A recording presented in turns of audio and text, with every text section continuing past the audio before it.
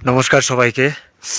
আমি বাপি দেবনাথ ওরফে নীল, আগরতলা চন্দ্রপুরের বাসিন্দা। দীর্ঘদিন কলকাতায় আছি কর্মসূত্রে এবং আগরতলা উমাকান্ত একাডেমির প্রাক্তনী। আমি 21শে মে 2024 কলকাতা থেকে একটা সাধারণ সিঙ্গেল গিয়ার সাইকেল নিয়ে যাত্রা শুরু করি মাউন্ট এভারেস্টের উদ্দেশ্যে, এবং আমার রুট ছিল কলকাতা, বানারস, अयोध्या, सनोली बॉर्डर, काठमांडू, भूखंडपेशी, गुरमी, ओखलदुंगा, सल्लेरी, नामचे बाजार হয়ে আজকে 14ই জুলাই 2024 10টা 55 ভারতীয় সময় অনুযায়ী এভারেস্ট বেস ক্যাম্প কমপ্লিট করি, এবং এটা কমপ্লিট করার সাথে সাথে একটা ওয়ার্ল্ড রেকর্ড ক্রিয়েট হয়, যেটা হচ্ছে প্রথম বাঙালি সাইক্লিস্ট হিসাবে আমি এই রেকর্ডটা করি এবং ভারতবর্ষের তৃতীয় সাইক্লিস্ট এবং পুরো বিশ্বের মধ্যে অষ্টম সাইক্লিস্ট হিসাবে এই রেকর্ডটা করা হয়।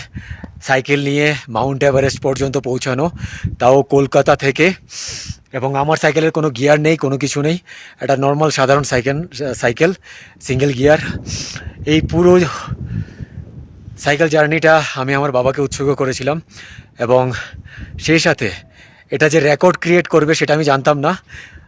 সেটা কমপ্লিট করার পর আমি জানতে পারি যে এটা একটা ওয়ার্ল্ড রেকর্ড ক্রিয়েট করেছে এখানকার যারা অফিসিয়ালস আছে এবং বিভিন্ন চেক পয়েন্টে যারা কর্মরত, খুমজু, তারপর সাগরমাথা পার্কে, ওদের থেকে আমি যে জিনিসটা জানতে পারলাম, এবং তারপরেই আমি সেটা আপলোড করলাম যে একটা ওয়ার্ল্ড রেকর্ড আমি আমার ত্রিপুরাবাসীদের উদ্দেশ্যে দিলাম, এবং পশ্চিমবাংলার উদ্দেশ্যে এবং পুরো বাঙালি জাতির উদ্দেশ্যে, যে প্রথম সাইক্লিস্ট হিসাবে এভারেস্টের বেস ক্যাম্পে আমি সাইকেল নিয়ে পৌঁছাতে পেরেছি।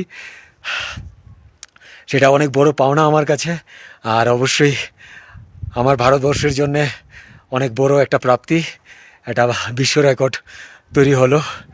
ধন্যবাদ সবাইকে আমার সাথে সোশ্যাল মিডিয়াতে যুক্ত থাকার জন্যে এবং আমাকে সাপোর্ট করার জন্যে। আর এখানে শুরুর থেকে যারা আমাকে সাপোর্ট করে যাচ্ছিল, সাউথ ত্রিপুরা ইউথ, আর